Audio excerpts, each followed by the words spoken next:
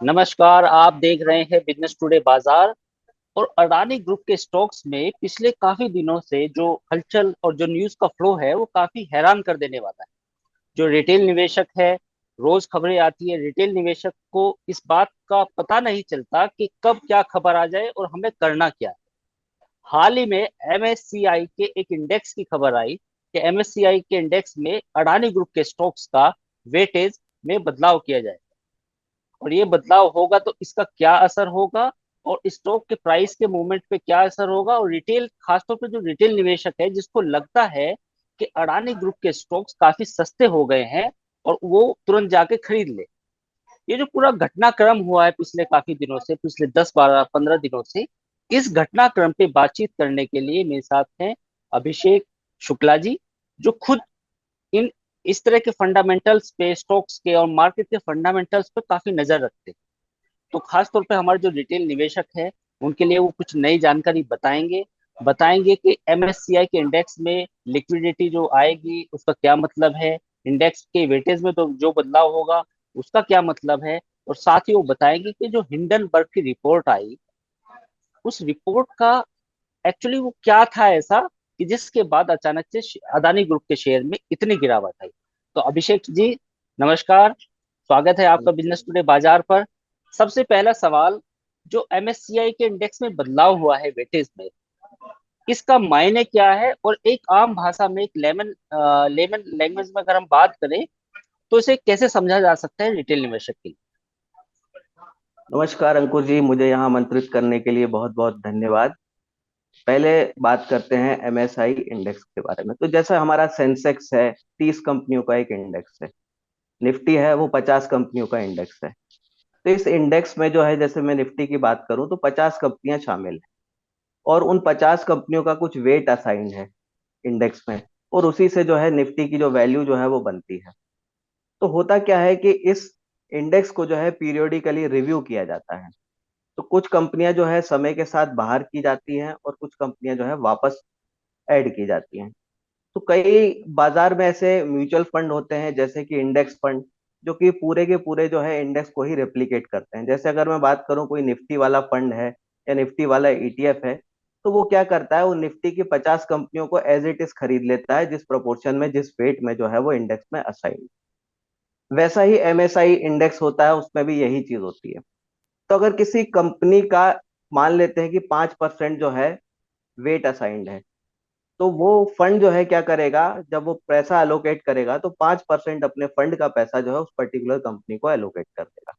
अब यही अगर इंडेक्स में बदलाव हो जाए और ये वेट उसका 5% से घटाकर अगर 3% कर दिया जाए, तो जी। वही इंडेक्स वाला जो फंड मैनेजर है वो क्या कर देगा, 2% पैसा जो है उसमें से कम कर लेगा। तो इस तरीके से क्या होता है कि इंडेक्स में जो है बदलाव होते रहते हैं। वहीं अगर किसी कंपनी को बाहर कर दिया जाता है, तो वो फंड मैनेजर जो है अपने फंड से जो है उस कंपनी के पूरे शेयर बेच भी देगा, बाहर कर देगा। कोई कंपनी ऐड की जाएगी तो वो नए भी खरीदेगा।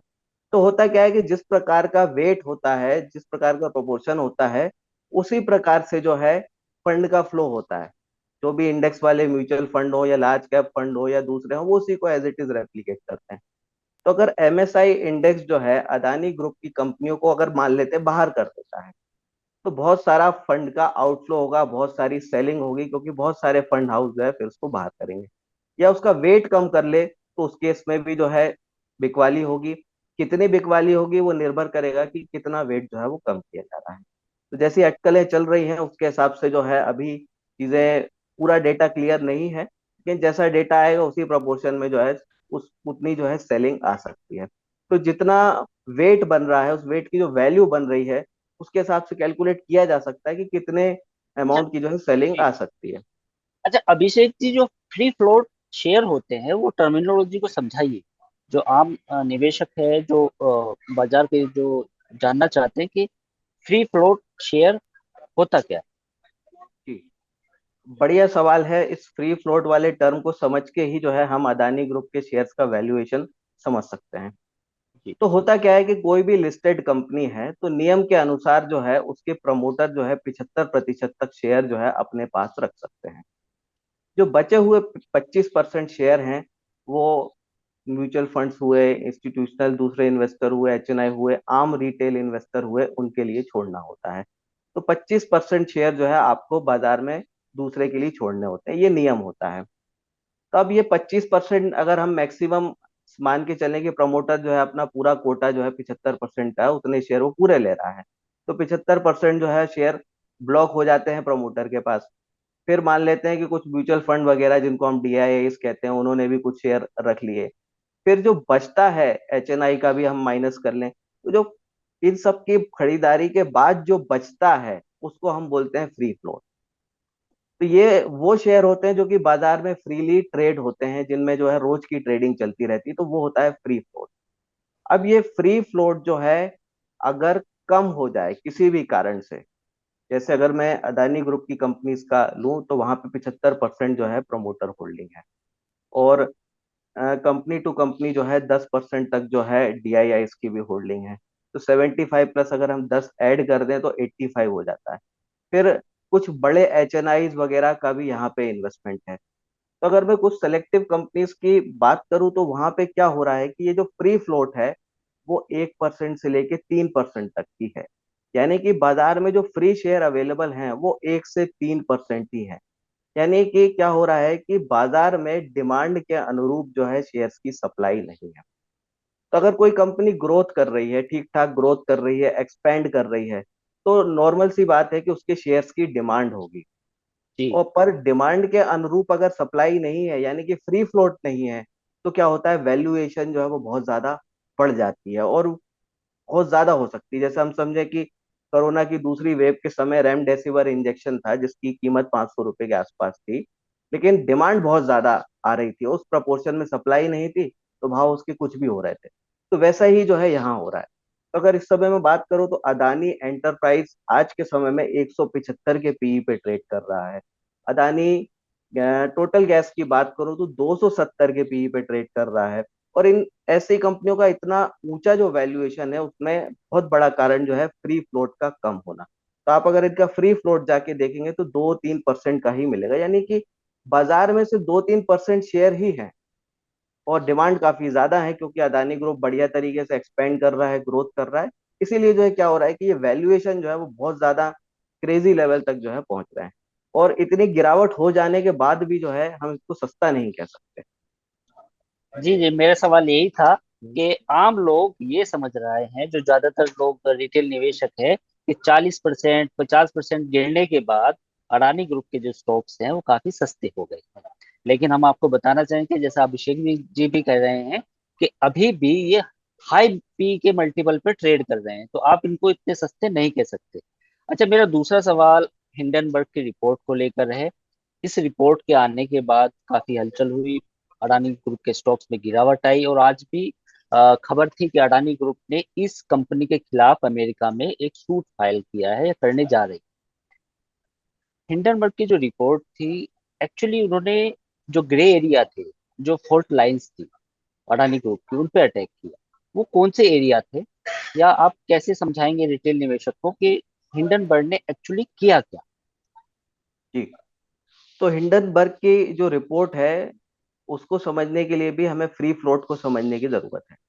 तो जी। जैसा हमने अभी बात की थी कि 75% तक शेयर प्रमोटर रख सकता है, और उससे ज्यादा जो बचे हुए शेयर हैं वो फ्रीली होने चाहिए दूसरे के लिए।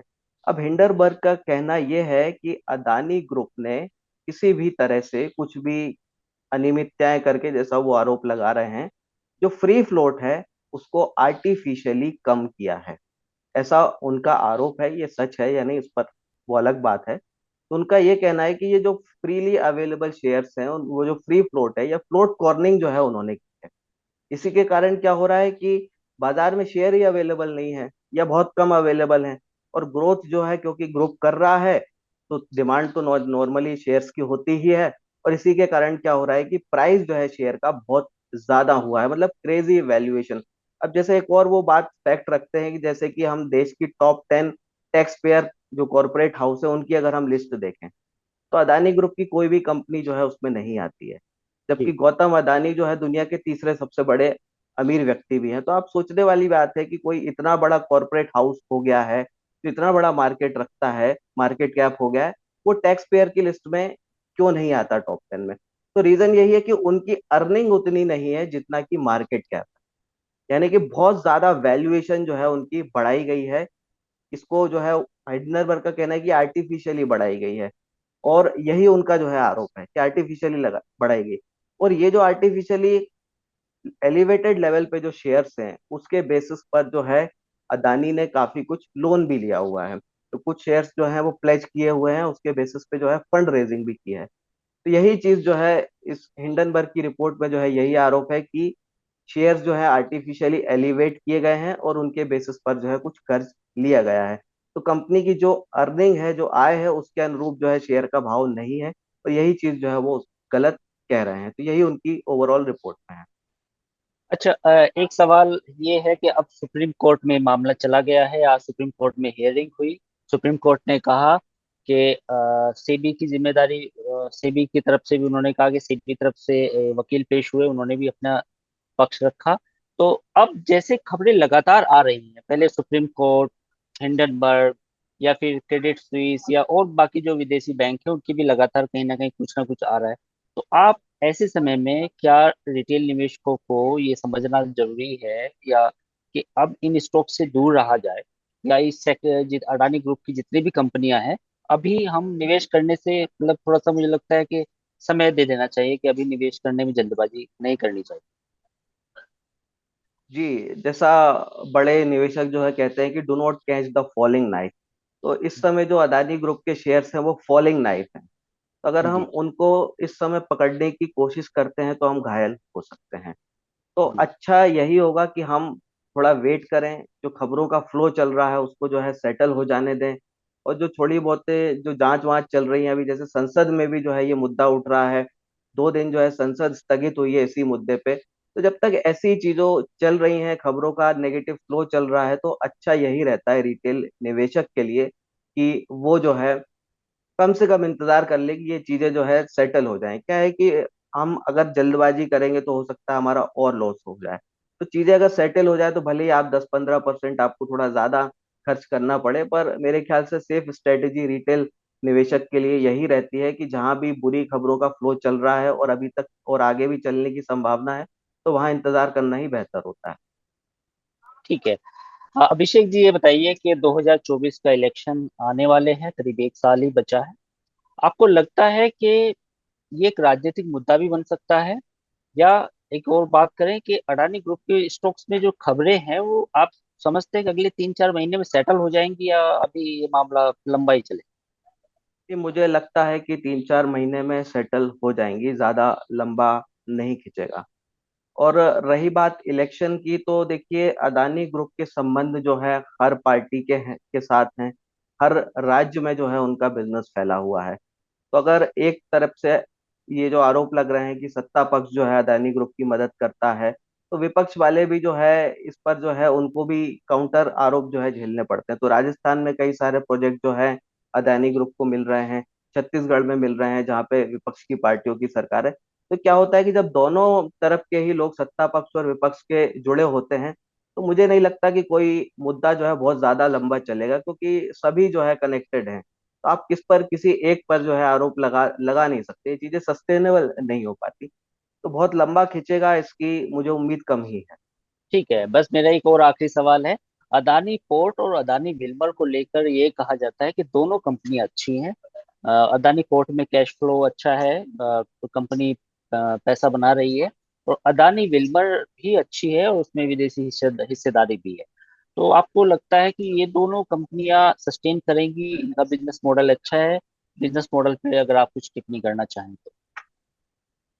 जी, ये दो जो कंपनियों का आपने नाम लिया, इन दोनों कंपनियों की विशेष बात यह है कि इनमें फ्लोट जो है काफी ज्यादा अवेलेबल है दूसरी अदानी ग्रुप की कंपनीज के मुकाबले। तो दूसरी अदानी ग्रुप की कंपनियों में जहाँ 1-2% फ्री फ्लोट ही अवेलेबल है, यहाँ पर जो है ऐसा नहीं है। यहाँ 6 से 10% तक का फ्री फ्लोट अवेलेबल है। और यही बड़ा कारण है कि ये जो कंपनियां हैं ये एलिवेटेड वैल्यूएशन पे नहीं है। अगर मैं अदानी पोर्ट की बात करूं तो आज के समय ये 25 टाइम्स अर्निंग्स के पर चल रहा है, यानी 25 के पीई पे मिल रहा है।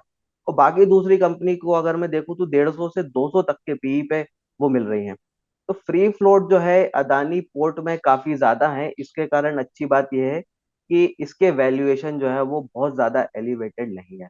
और आज के समय अगर मैं इस कंपनी का पिछले 5 साल 10 साल का अगर मैं एवरेज पी निकालूं तो ये 25 के आसपास ही आता है। यानी कि अदानी पोर्ट जो है मुझे ऐसा लगता है कि ये अपने फेयर प्राइस पर ही ट्रेड कर रहा है।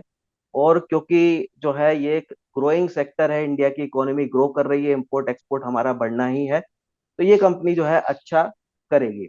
अब रही बात अदानी विल्मर की, तो ये जो बिजनेस है ये थोड़ा सा कमोडिटी वाला बिजनेस हो जाता है। तो इनका जो है एडिबल ऑयल का बिजनेस है। तो एडिबल ऑयल में भी स्पेशली पाम ऑयल का जो प्राइस है उसके हिसाब से जो है इनकी अर्निंग्स अप डाउन होगी। तो अगर पाम ऑयल के प्राइसेस जो है बढ़ते हैं तो इस कंपनी को फायदा होगा, घटेंगे तो इस कंपनी को नुकसान भी होगा।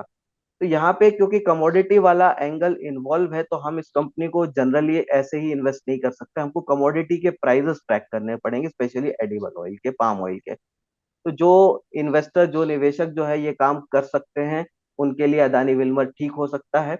और बाकी अदानी पोर्ट जो है अगर मैं पूरे ग्रुप की कंपनियों को लूँ तो मुझे सबसे सस्ता और सबसे ठीक जो है मुझे अदानी पोर्ट ही लगता है इस ग्रुप ठीक है अभिषेक जी, बहुत बहुत धन्यवाद बिजनेस में। टुडे बाजार से बात करने के लिए।